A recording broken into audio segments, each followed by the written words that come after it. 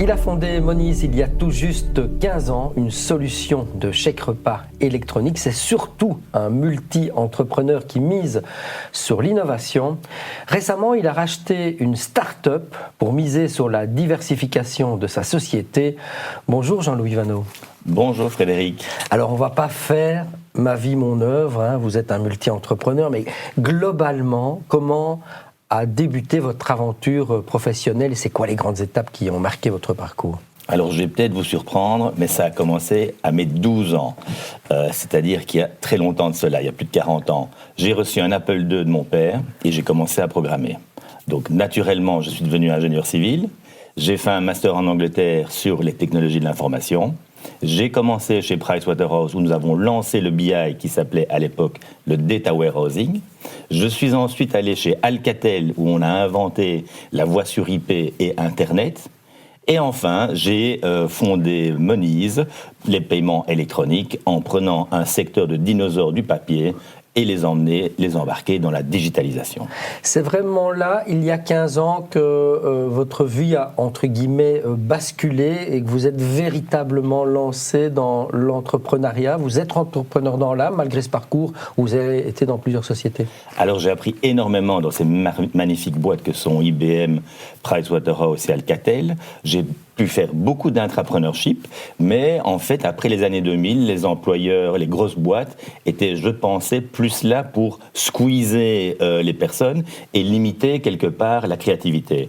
Et comme la créativité se faisait vraiment dans les startups, j'ai fait ce pas qui était, somme toute, assez périlleux ou dangereux pour moi, mais je l'ai fait et j'en suis très ravi. Alors en deux mots, pour ceux qui seraient totalement déconnectés, Moniz, c'est quoi ?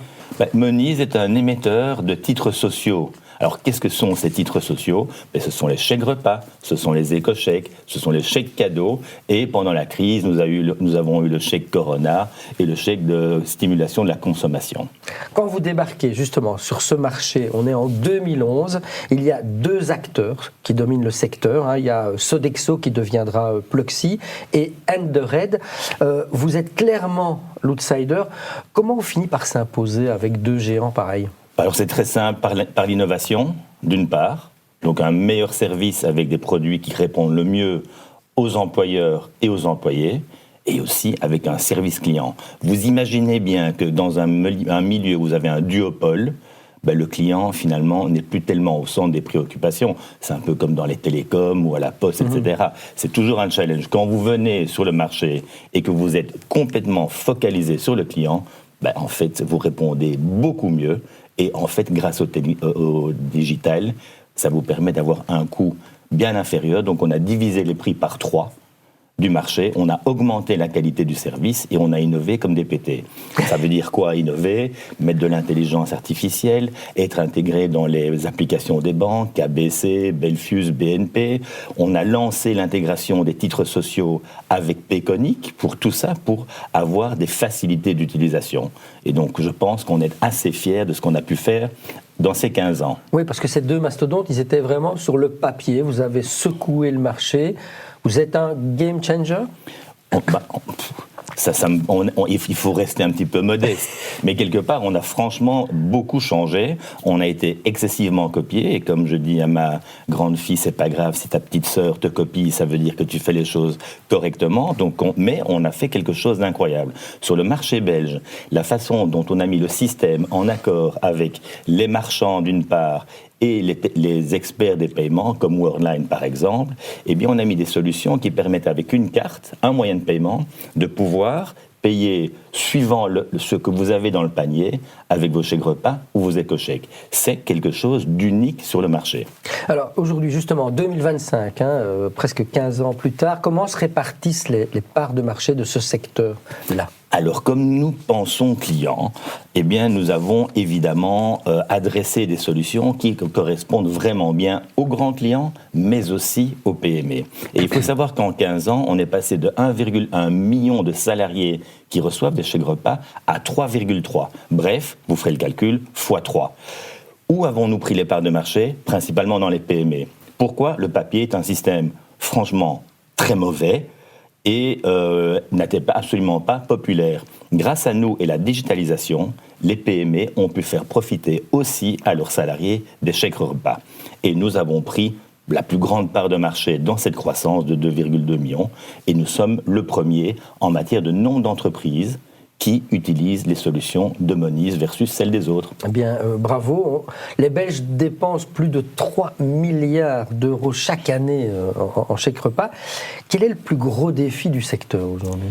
Mais le plus gros défi du secteur, c'est d'être bien compris.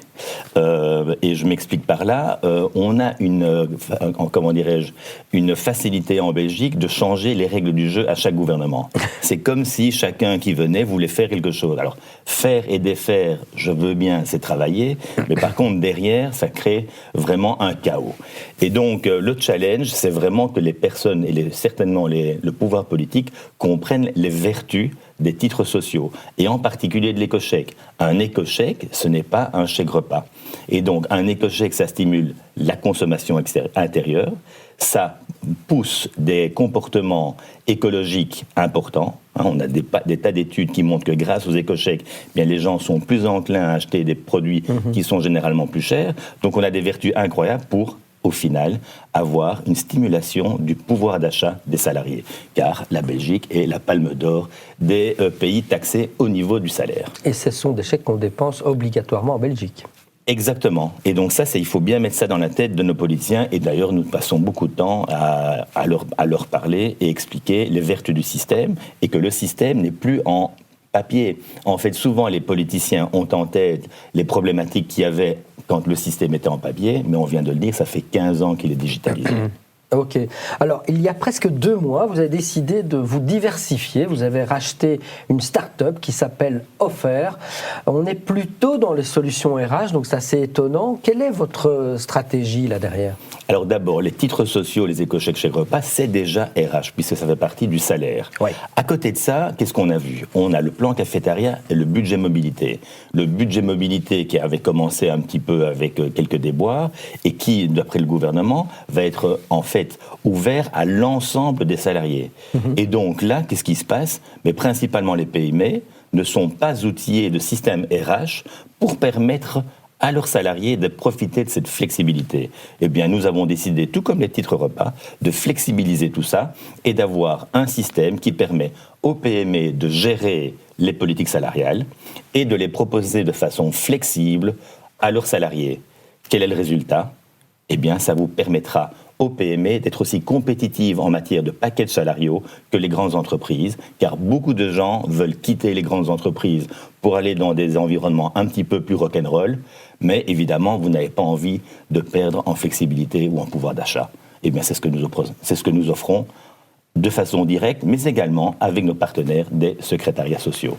Quel rôle a aujourd'hui l'intelligence artificielle dans le business model de Moniz ? Alors, l'intelligence artificielle nous permet de mieux connaître nos clients, nous permet de répondre à leurs questions, d'automatiser un ensemble de questions pour le service client, de pouvoir sécuriser nos systèmes.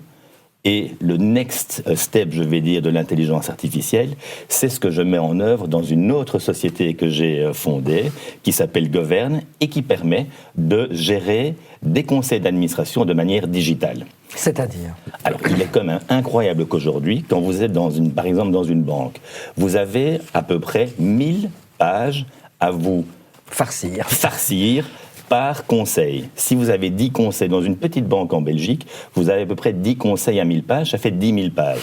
Et aujourd'hui, les quelques dinosaures digitaux mettent tout ça en papier, mettent ça quelque part dans une armoire et vont me faire croire qu'après 3 ans, les 30 000 pages, ils les ont clairement là et ils vont regarder où il y a le stabilo.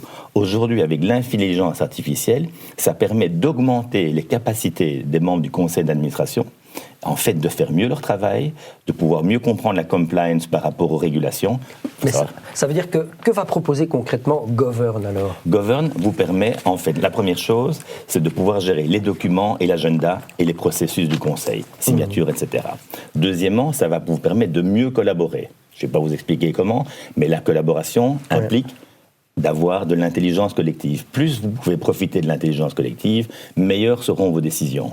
Et en dernier mot, les capacités des différents membres du conseil, c'est-à-dire de pouvoir comprendre quelles ont été les décisions passées, de comprendre est-ce qu'on est compliance au niveau de la régulation, bref, d'augmenter la qualité des décisions, ce qui donne quoi ?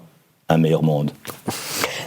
Et à côté de tout ça, comme si vous n'en aviez pas assez, personnellement, vous avez repris la franchise d'un magasin Delhaize. Hein.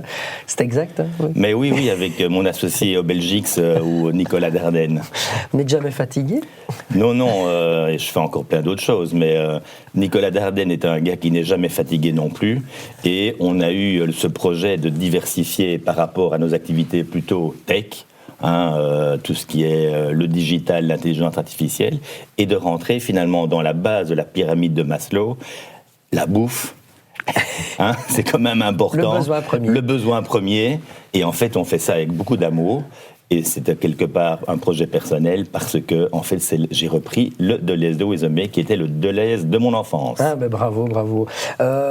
Comment on fait en tant que manager, question plus personnelle, pour gérer tout ça en termes de temps, en termes de récupération physique ? Il paraît que vous êtes un adepte des micro-siestes.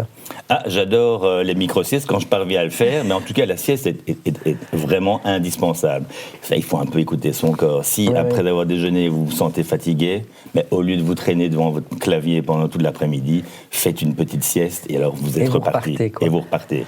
On arrive tout doucement à la fin de cette interview. Dernière question, je l'ai dit, vous êtes un multi-entrepreneur, on l'aura compris. Qui dit multi-entrepreneur, vous avez certainement d'autres projets dans vos cartons après Govern et autres ? Alors après Govern, ce sera principalement développer une activité dans laquelle je suis, TCD Capital, donc je suis dans un private equity, et notre idée c'est de pouvoir, on a fait un premier fonds qui a été un bon succès, et de pouvoir continuer dans l'investissement. C'est un investissement qui se fait sur des sociétés belges ou autour de la Belgique.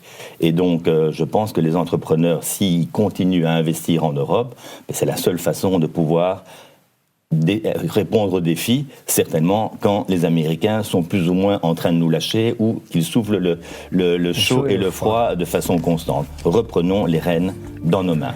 Eh bien, c'est sur ce message que je prends congé de vous, Jean-Louis Van Haut. Merci beaucoup. Merci Frédéric. Moniz, c'est dans la boîte.